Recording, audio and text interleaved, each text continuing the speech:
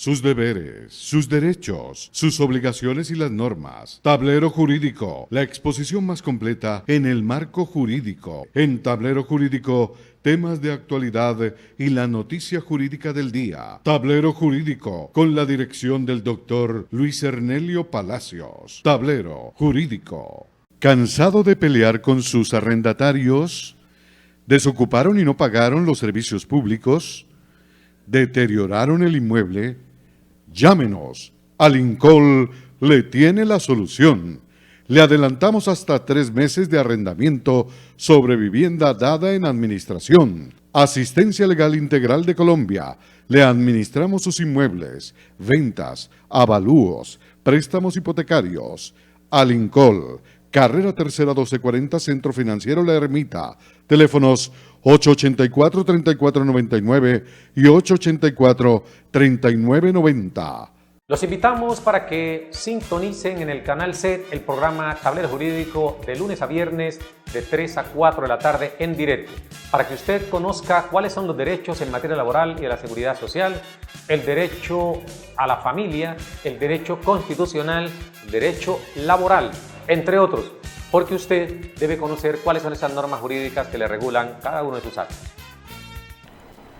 Amables televidentes, tengan ustedes muy buenas tardes. A partir de este momento y hasta las 4 estaremos acompañándoles, como de costumbre, en este su espacio Tablero Jurídico, un programa pedagógico que le orienta en torno a lo que son sus derechos en materia laboral y de la seguridad social, del derecho civil, el comercial, el derecho de familia, el constitucional, el derecho a la salud, entre otros.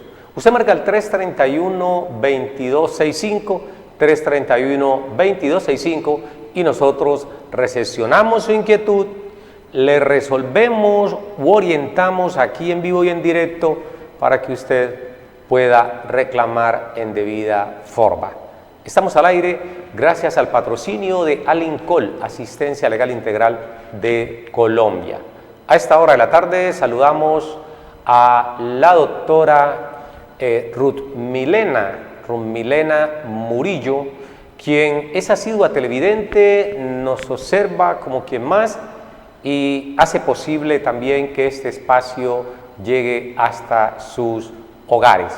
Bienvenidos todos y todas y vamos con Televidente en Línea. Buenas tardes. Buenas tardes, doctor. ¿Cómo me le ha ido, señor? Bien, gracias a Dios. ¿Su nombre cuál es? A molestarlo otra vez. Don Carlos. ¿Carlos qué? No, Joan, ¿de dónde nos llama? De Jamundí. Yo lo llamé la semana pasada sobre un proceso de casación. Sí, señor. Cuéntenos, don Joan. Llamó a hacerle una breve pregunta, hombre, qué pena molestarlo. Lo que pasa es que yo me puse a contabilizar lo que yo me gané en la demanda y pues no llega como a lo de los 120 salarios mínimos. ¿Cómo llama eso? Los 120 salarios mínimos, sí. Sí, para que se aplique la casación. Exactamente. La cuantía. Entonces, la pregunta mía es, en la Corte Suprema en Bogotá, ¿eso legalmente aplicaría? O sea, ¿tendría cómo aplicar o por el hecho de que no llega a los 120 salarios mínimos no tendría validez? ¿Cuánto hace que terminó su relación laboral con la empresa? Hace 3 años. Hace 3 años, exactamente. Perfecto. ¿Y su salario en cuánto estaba? Estaba en 1.013.000 pesos mensuales. 1.000.000 de pesos promedio, más o menos, mensuales. ¿Y usted qué está reclamando allí?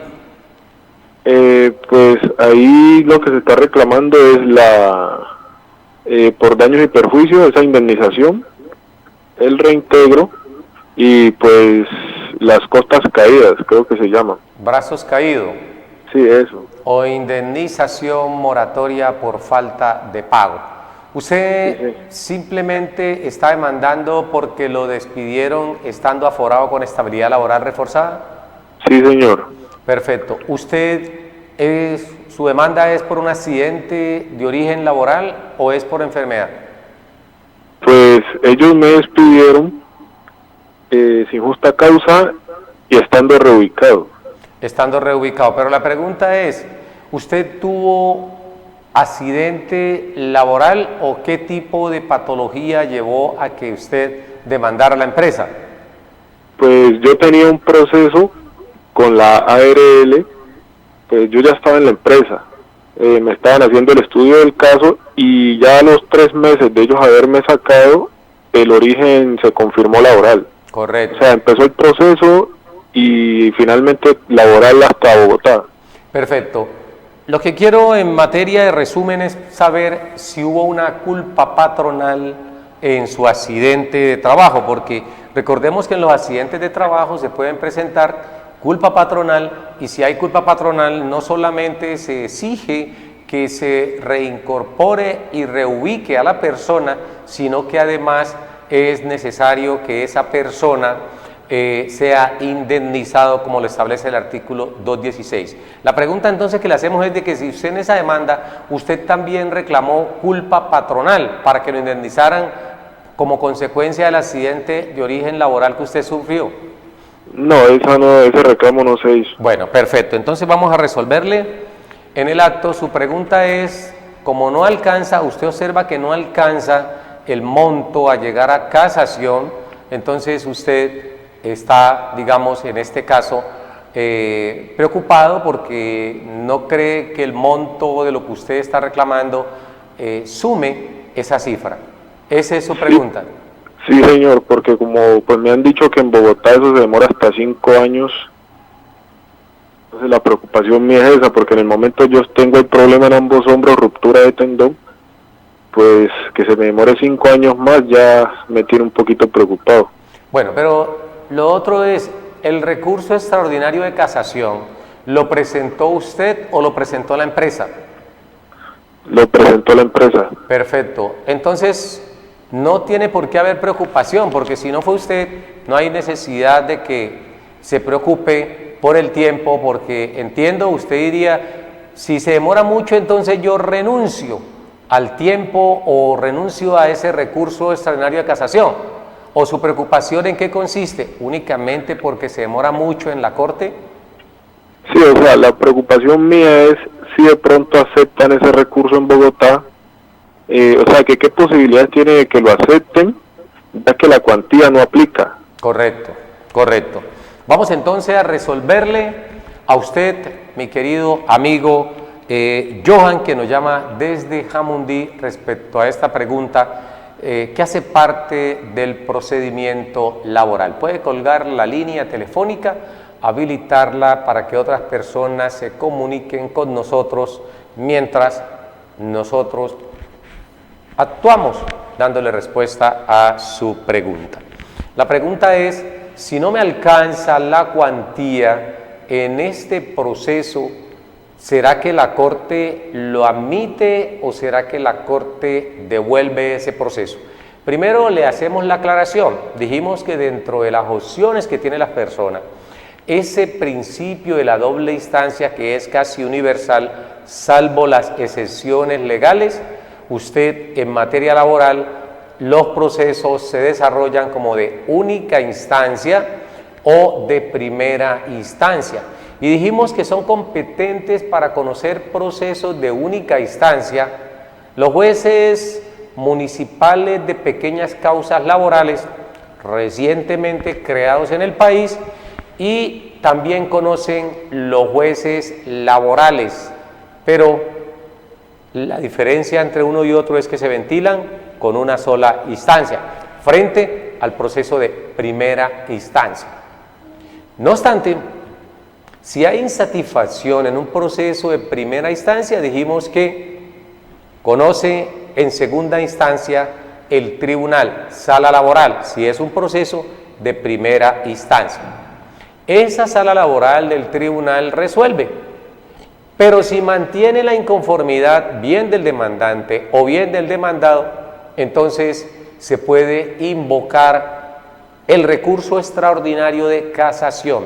Y dijimos que conforme a la ritualidad que establece el Código Procesal Laboral y de la Seguridad Social, para que un proceso alcance a tramitársele recurso extraordinario de casación, debe tener una cuantía de más o menos 120, más o menos no, la norma dice no puede ser inferior a 120 salarios mínimos legales mensuales vigentes. Si hablamos de 120 salarios mínimos legales vigentes, usted toma calculadora, calcula que para este año el salario está, si fue este año que se presentó el recurso, porque el recurso debe presentarse conforme al salario que está en el momento en que se está impetrando el mismo. Estamos hablando 828.116, que usted va a multiplicar por 120, a ver cuánto dinero le da eso. Aquí hicimos un cálculo así rápido y vimos que da cerca de 100 millones de pesos, un poquito menos. Pero bueno, en el fondo usted dice, ¿será que me lo admiten? No, es que el recurso extraordinario de casación se convoca ante el tribunal sala laboral y en el mismo tribunal van a indicarle si procede o no. No es la Corte Suprema de Justicia en su sala laboral, sino que los mismos magistrados, al hacer las cuentas, miran a cuánto asciende el petitum de la demanda en ese momento y giran o envían el mismo hacia Bogotá para que sea sustentado ante la sala laboral. De tal suerte que en la sala laboral se presume que cuando el magistrado del Tribunal Superior, Distrito Judicial, en este caso si su proceso cursó en la ciudad de Cali, en ese evento los mismos magistrados revisan e indican a cuánto asciende y lo remiten a la Corte. La Corte simplemente ventila. Le indico a usted, usted está reclamando la suma de, o sea, el reintegro, por una parte.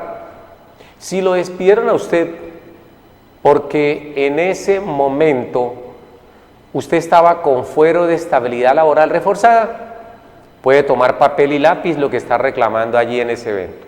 Usted está reclamando, 6 meses que deben de darle a usted por haber transgredido, por haber violado el artículo 26 de la ley 361 del año 1997. Artículo 26 de la ley 361 del año 1997 ordena que se debe indemnizar con 180 días cuando la empresa ha despedido a un trabajador, ha aforado, en ese caso con fuero de estabilidad laboral reforzada, sin haber agotado la solicitud de levantamiento de dicho fuero ante el inspector del trabajo.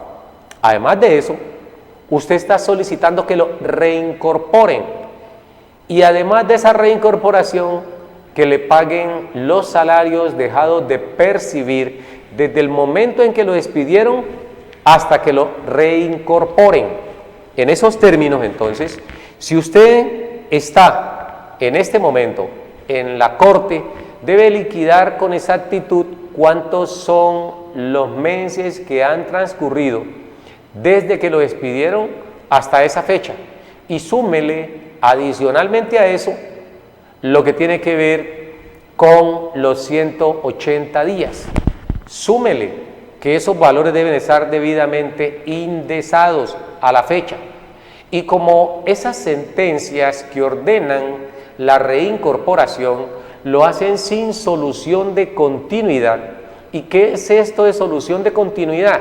De que la persona durante el tiempo ha estado al margen de la empresa o por fuera de la empresa, hay que pagarle no solamente los salarios, sino las prestaciones de ley que se han venido causando durante todo ese tiempo. Todos estos valores, sumados a la fecha actual, llevan a establecer si hay o no lugar a ese recurso extraordinario de casación. Y eso lo define, repito, el juez plural, que para este caso es la sala laboral del Honorable Tribunal Superior del Distrito Judicial de la ciudad de Cali, si aquí cursó el proceso. Entonces, por ese lado, esté usted tranquilo, no se preocupe tanto por el tiempo, preocúpese por el resultado, porque no importa que se demoren 4, 5, 6, 7 años, lo importante es que el proceso se mantenga en firme, es decir, que la Corte Suprema de Justicia no case el recurso de alzada que presentó la empresa ante el Honorable Tribunal Distrito Judicial Sala Laboral. Si no casa, no hay problema, significa que la sentencia se está confirmando y va a recibir usted una cuantiosa suma de dinero, porque de allí, salvo una acción de tutela, puede entrar a tumbar el proceso que ha confirmado o que confirme la Sala Laboral de la Corte Suprema de Justicia. Siempre le decimos a las personas, cuando se presentan este tipo de situaciones, aparte de tener la certeza, la seguridad, la confianza, porque esto no es solamente una cuestión de fe, es también de confianza y que se encuentren las pruebas idóneas para que un derecho pueda mantenerse firme, como se hizo en primera, como se hizo en segunda instancia. Y en este recurso extraordinario de casación no puede ser la excepción. Por esa razón es muy importante, don Johan, que usted esté allí con la fe puesta en que se va a ganar. No obstante a ello, también le decimos que no todo proceso por el hecho de ir a la Corte Suprema de Justicia, ya uno puede sentarse de brazos cruzados, porque se ganó en primera, se ganó en segunda y falta que arriba rectifiquen para confirmar y no casar la posición de la empresa. ¿Por qué? Porque pueden presentarse situaciones adversas y en este caso usted puede tener un 98-99% de posibilidades de ganar, de que confirmen los fallos de instancia, pero hay un solo puntico, una sola oportunidad de que gane la empresa frente a 99 que usted tiene. Esa sola posibilidad que tiene la empresa, contémplela. Dios permita que su proceso lo confirmen. Sin embargo, le digo a usted finalmente, nunca haga negocios con los resultados de la sentencia hasta que la misma no esté ya cerrada, hasta que no esté debidamente ejecutoriada, sin que se hayan presentado los recursos de ley establecidos allí en los códigos. Entonces, don Johan, mucha paciencia, mucha confianza en que el proceso a lo mejor no se demora todo ese tiempo. Hay procesos que demoran mucho más años, como también hay procesos que se resuelven rápidamente y usted puede obtener una reconfirmación. ¿Por qué digo reconfirmación? Porque ya el proceso fue fallado en primera instancia, le dieron la razón, lo confirmaron en la sala laboral y falta la reconfirmación que haga en este caso la Corte Suprema de Justicia. Ojalá y usted pueda reincorporarse.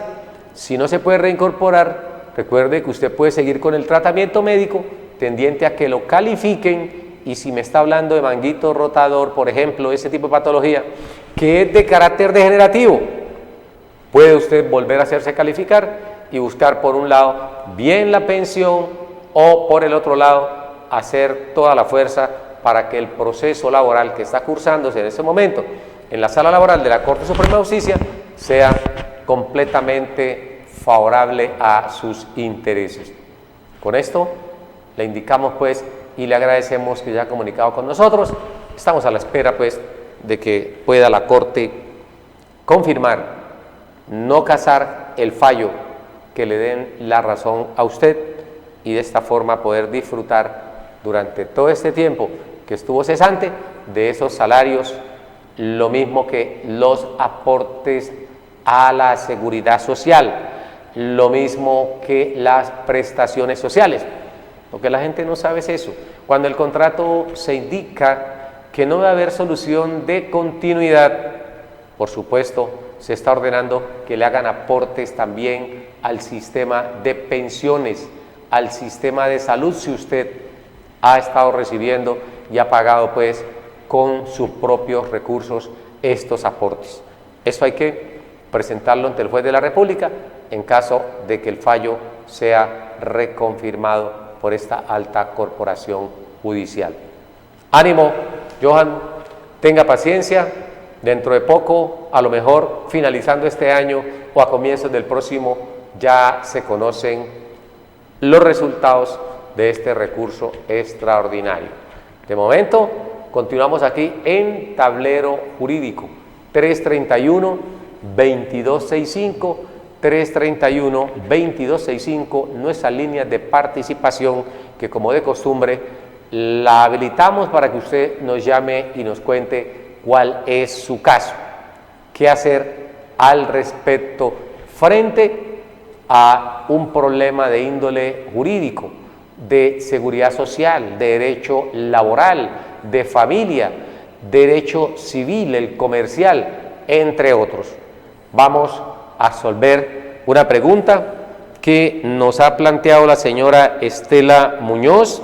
Doña Estela Muñoz de Gómez nos dice que tiene un inmueble alquilado y que a raíz de lo que escuchó en estos días aquí en Tablero Jurídico, hay un arrendatario que lleva más de 10 años y que ya le preocupaba que ese arrendatario se fuera a quedar durante todo el tiempo en ese inmueble y fuera a alegar prescripción, es decir, una forma de adquirir el dominio. Para doña Estela, muchas gracias por comunicarse con nosotros y le indicamos que bajo ninguna circunstancia se sienta preocupada, porque fuimos claros aquí cuando dijimos que si el tenedor de ese bien está reconociendo la propiedad del mismo en un tercero, no tiene por qué preocuparse. ¿Por qué? Porque si usted tiene con él un contrato de arrendamiento, que hicimos la sugerencia, hicimos la recomendación, que ese contrato preferiblemente fuera por escrito y no verbal, y que además le expidan los recibos y usted deje copia y lo haga firmar también por el arrendatario. ¿Para qué? Para que en un futuro, si esa persona llega a pensar que puede quedarse con el inmueble a través de la figura de la prescripción, entonces usted se oponga a la misma, indicando que si bien es cierto el arrendatario llevaba en ese inmueble 10, 12, 15 o más años, no es menos cierto que lo estaba bajo la condición de un contrato de arrendamiento, que no puede eludir indicando que estaba ejerciendo el dominio con ánimo de señor y dueño, porque no es así. El solo hecho de que la persona esté reconociendo arrendamiento a un tercero o esté pagando arrendamiento a un tercero, en ese solo evento ya se exime de esa posibilidad de que pueda reclamar por prescripción el predio, porque está aceptando que el predio le corresponde a otra persona y no a él, para que ejerza limpiamente esas acciones de señor y dueño. Desde ese punto de vista, entonces, le recordamos a doña Estela de Gómez, ojalá no se olvide que si una persona tiene 10 meses en un inmueble, dijimos acá también, a manera de ejemplo, no es para entrar a preocuparse, antes, por el contrario, es una persona que ha estado cumpliendo de manera puntual con las fechas de pago de arrendamiento, que le ha dado buen uso al predio y no hay de qué preocuparse.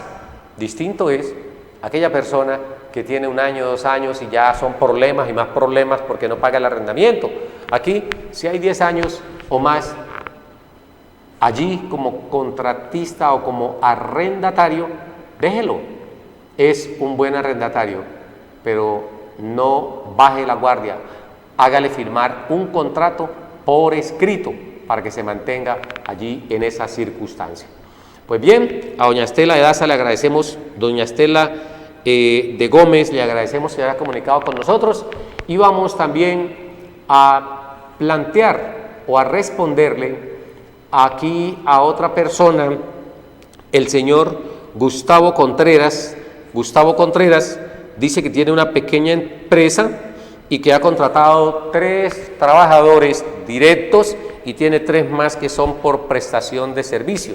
Don Gustavo Contreras nos dice qué debe hacer para evitar que estos trabajadores no vayan a caer en algún tipo de contingencia y que tenga que él asumirlas de su propio presupuesto. A don Gustavo le decimos, necesita con urgencia vincular a esos trabajadores al sistema de seguridad social.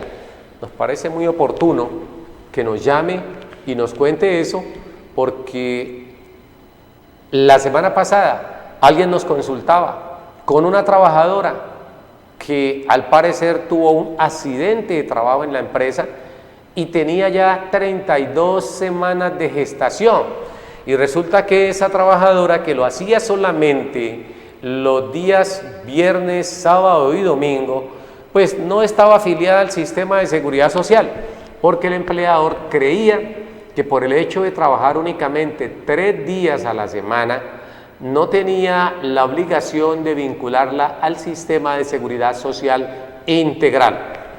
Y ahí hay un gran error, porque hemos dicho que en materia de derecho debe ser preventivo, es decir, que las personas, como lo está haciendo ahorita el señor Gustavo Contreras, llame previamente si usted es empleador. Aquí no tiene ningún costo la consulta y nosotros le vamos a orientar qué hacer con un trabajador que está recién ubicado o recién contratado y que usted no lo ha vinculado al sistema de seguridad social.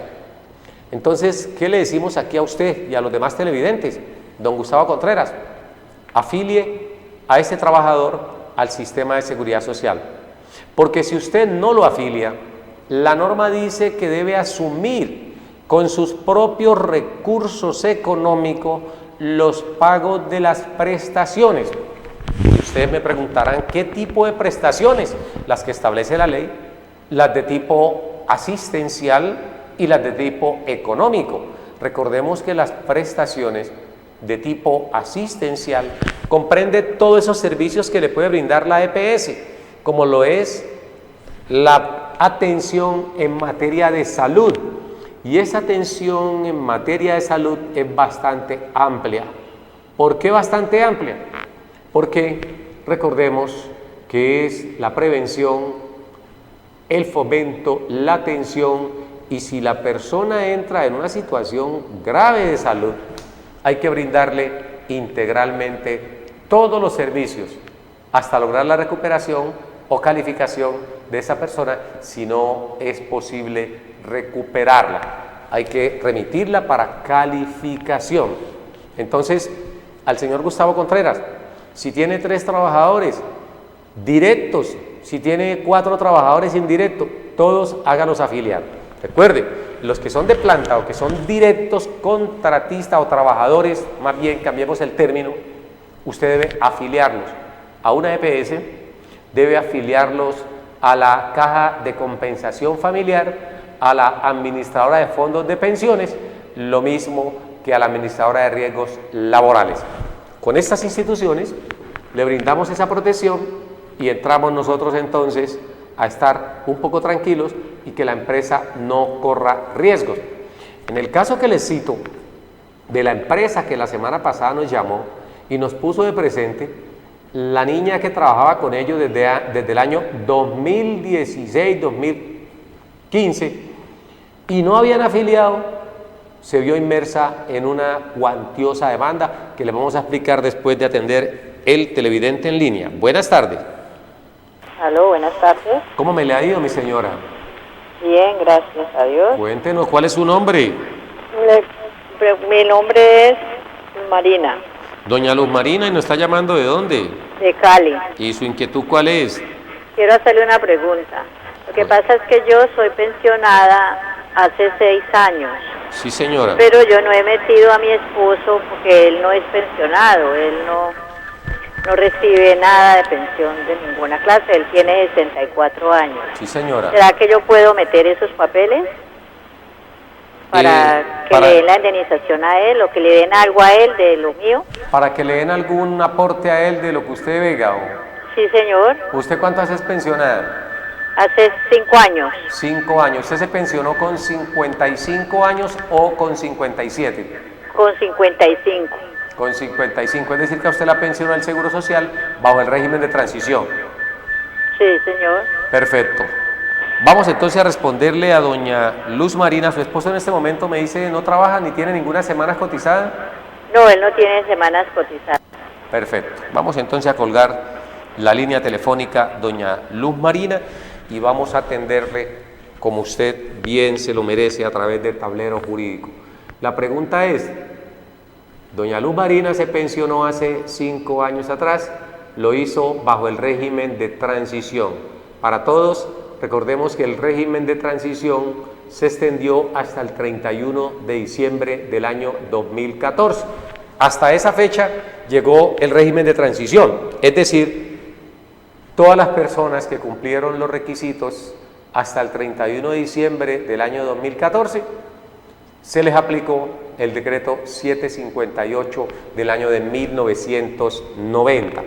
Ese decreto 758 del año de 1990 lo que hizo fue, por supuesto, aliviar un poco la forma en que las personas se pensionaban, pero cuando llega la ley 100 entra a cambiar las reglas de juego para obtener la pensión, y entonces la misma ley 100, a sabiendas de que se iba a generar un problema con las personas que ya estaban afiliadas al sistema y que le iban a aumentar la edad a futuro y que le iban además a aumentar las semanas allí también gradualmente, optó por crear una transición, y eso es lo que se conoció como el régimen de transición y que estaba contenido en el artículo 36 de la ley 100, indicando de manera textual que siempre y cuando las personas cumplieran unos requisitos a 1 de abril del año de 1994, fecha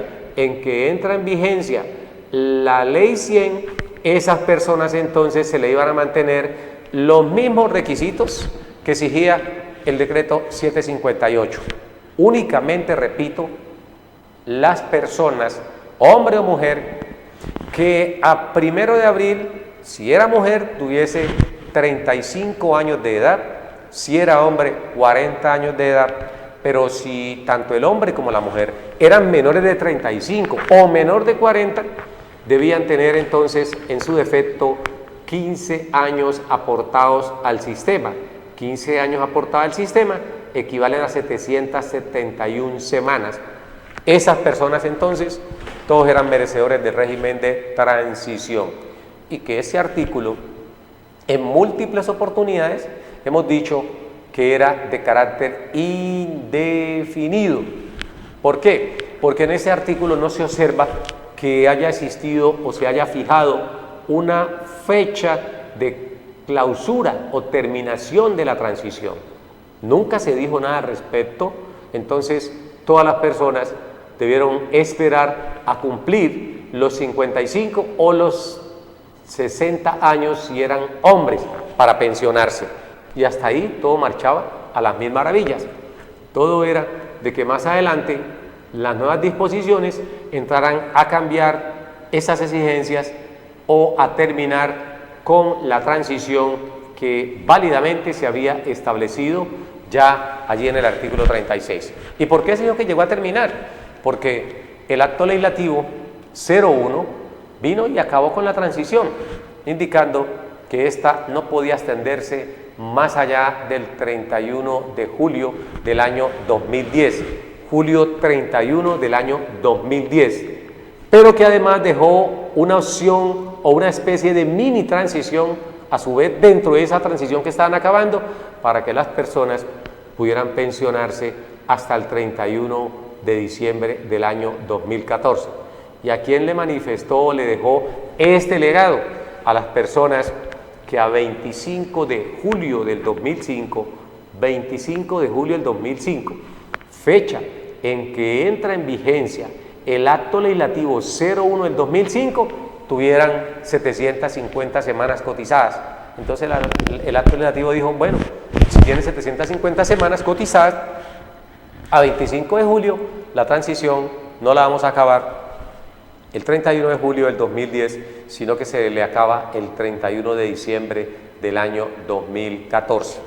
Con esto le agregamos pues a doña Luz Marina lo que tiene que ver con la transición. Luego, ella al pensionarse por transición pudo exigir un año atrás, incluso antes de marzo, pudo haber exigido al Seguro Social doña Luz Marina, para entrar ya en su caso concreto, que le reconocieran el incremento pensional por cónyuge, compañera o compañero permanente, establecido en ese decreto que hemos citado aquí, que es el 758 del año de 1990, con el cual se aprobó el acuerdo 049 del mismo año.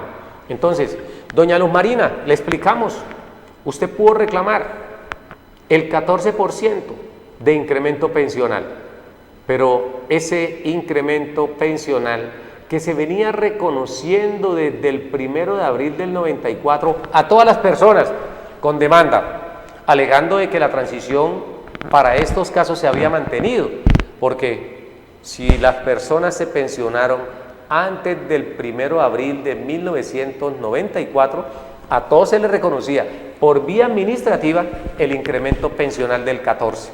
Sin embargo, no fue así, a muchas personas no se les reconocía. Por eso, cuando entra en vigencia la ley 100, 1 de abril, este incremento empezó a ser negado por el Seguro Social, que era la única entidad que paga eso, hoy Colpensiones. Los otros fondos no pagaban incrementos pensionales porque ellos apenas surgieron a la vida jurídica a partir de la entrada en vigencia de la ley 100. Y este decreto 758 aplicaba única y exclusivamente para los trabajadores del sector privado, más no para los trabajadores del Estado o sector público. Entonces, decreto 758, artículo 21, a todos los pensionados, textualmente dice, a todos los pensionados del Instituto de los Seguros Sociales de ese entonces, hoy Colpensiones, por vejez o por invalidez, se les reconocía un incremento del 14% por cónyuge, compañera o compañero permanente, y del 7% por cada hijo en edad escolar. Pues bien, esto existió en términos normales, pero tan pronto como llegó el actual presidente, pues hombre, se reunió con las altas cortes y ese incremento pensional que la misma Corte Constitucional, con raigambre, con muchas sentencias venía protegiéndolo y las personas reclamaban y le reconocían, pues vino a extinguirse a partir del día 28 de marzo. Doña Luz Marina, que nos está llamando a esta hora de la ciudad de Cali, el decreto 758 lo contempló y la ley o la sentencia SU 140 del día 28 de marzo del 2019, nuevecita, reciente, esa sentencia acabó con los incrementos pensionales. Unos magistrados que se creyeron más sabios que los que en el pasado habían instituido los incrementos pensionales o los habían conservado, para ser más concreto, porque no lo habían instituido ellos, lo habían instituido o los habían instituido el artículo 21 del decreto 758. Y esos magistrados, posteriores a la Constitución Política del 91, los conservaron, indicando que la transición no había sido acabada, o sea, ese decreto no había sido acabado, que los incrementos pensionales debían mantenerse. Y con esa tesis fueron muchas las sentencias de la Corte Constitucional que conservaron los incrementos pensionales y muchas personas lo estuvieron haciendo exigibles ante el Instituto de los Seguros Sociales, hoy Colpensiones, hasta marzo. Después de esa fecha, el mismo o los mismos magistrados de la Corte Constitucional entraron en campaña pedagógica con los magistrados de los tribunales y comenzaron a exigirles que este decreto ya no iba más en lo que tiene que ver con incrementos pensionales. Allí se dio un inmenso paso hacia atrás en materia legislativa, en materia jurisprudencial, porque estos incrementos, doña Luz Marina, le habían permitido a usted obtener un ingresito adicional, que si bien es cierto no es como mucha gente cree, que era para tomarlo el pensionado y entregárselo a la pareja, al cónyuge, compañera, compañero permanente. No, no era con ese fin. El fin era que esos incrementos los recibiera el propio pensionado, pero que iba a ser parte de los gastos de esa casa, porque muchas parejas tuvieron hasta roce porque creyeron que eso salía directamente a nombre de la pareja no pensionada, y no era así. La norma decía era que le iban a reconocer al pensionado por vejez, al pensionado por invalidez, un incremento del 14% sobre la pensión mínima. Aquí también hacemos un paréntesis, porque si bien es cierto, muchas personas, su pensión era de 2, 3, 4, 5, 10 salarios mínimos legales mensuales o más, no significaba que estaban ellos exentos de esa pensión. Lo que dijo la norma es de que solamente se reconocía sobre la pensión mínima, de tal suerte que si una persona se pensionó con transición y reclamaba incrementos pensionales, sabiendo que su pensión era de 5, 6, 7 millones de pesos, el incremento del 14 no se daba sobre el monto de esa pensión, sino que se daba única y exclusivamente sobre la base del salario mínimo legal mensual, porque el decreto 758, artículo 21, textualmente dice que es sobre la pensión mínima. Luego, esto lo interpretaron de esa forma y no le reconocían el incremento sino hasta un salario mínimo. Así se ganara 2, 4, 5, 10 salarios mínimos, solamente se reconocía sobre un salario mínimo. Doña Luz Marina, lamentamos mucho manifestarle que usted no tiene el derecho en este momento de reclamar ese incremento. A todos los televidentes les recordamos la sentencia SU o sentencia unificatoria número 140 del 28 de marzo de 2019. Con esa sentencia prácticamente se acabó o se acabaron los incrementos pensionales en Colombia. Algo muy lamentable, ya dijimos, es un retroceso. ¿Para quién? Para las personas de escasos recursos, porque con esa platica podían pagar aunque sea los pasajes, porque esa pensión mínima hoy en día, todos sabemos, no alcanza. Si son 2 personas o 3 personas, ¿cómo podemos justificar que una pensión de 828 menos el aporte a salud del 12%, y es para una familia que está conformada por el papá, la mamá y los hijos, y uno de esos hijos está con situación de discapacidad? ¿Cómo hacen para sobrevivir con menos de 800.000 pesos, cerca de 730.000 pesos? ¿Cómo hacen para sobrevivir? Ahí hay un problema, y un problema bastante delicado. Por esa razón, los incrementos pensionales no debieron desaparecer, debieron dejarse allí consignados, o a futuro hacer una reforma pensional para que aquellas personas que demuestren tener un hijo en situación de discapacidad, que demuestren que el esposo o la esposa o compañera o compañero permanente estén en situación de discapacidad, se mantenga ese incremento, porque no es lo mismo el pensionado con plenas condiciones físicas, eso sí, ya tiene 62 años o tiene 57, pero está en plenas condiciones físicas. Ese es distinto al que se pensiona y está, digamos, inválido, o su cónyuge, compañera permanente, o uno de sus hijos está en esa situación de debilidad manifiesta. Vamos con televidente en línea. Buenas tardes. Buenas tardes. ¿Cómo me le ha ido, mi señora? Bien, sí, señor. ¿Cuál es su nombre? Sí, Rosalba Cano. Doña Rosalba Cano, ¿nos llama de dónde? De acá del barrio El Paraíso. ¿Y su inquietud cuál es, mi señora? La inquietud mía es la siguiente. Mi esposo había metido el 14% para mí, porque él es pensionado hace como 10, 12 años. Sí, señora. Pero en los juzgados no habían dado todavía, pues, para la audiencia. La pregunta mía es, siendo que eso estuvo antes, o sea, la abogada había metido eso antes de que saliera esta norma de quitar ese 14%, ¿también lo niegan? Bueno, la pregunta es, ¿qué sucede con las demandas que estaban en curso antes de que entrara en vigencia la sentencia SU 140 del año 2019? Esa es la pregunta básica, porque nos dice la señora Rosalba Cano que ya habían presentado la demanda cuando salió la sentencia que acaba con esos incrementos. La pregunta es, el hecho de haber presentado la demanda con anterioridad a la publicación de la sentencia marzo 28 de 2019, no le da en absoluto el derecho a reclamar, porque los jueces de la República, hay casos que la demanda se había presentado 1 o 2 años atrás, incluso, para hacerle más concreta a doña Rosalba Cano, hay situaciones en donde la demanda ya se había ganado en primera instancia, ya habían reconocido ese incremento en primera instancia. De hecho, algunos jueces después de la SU 140 siguieron reconociéndolo en primera instancia, pero otros magistrados de la Sala Laboral del Tribunal de Cali empezaron a revocar lo que ya se había reconocido.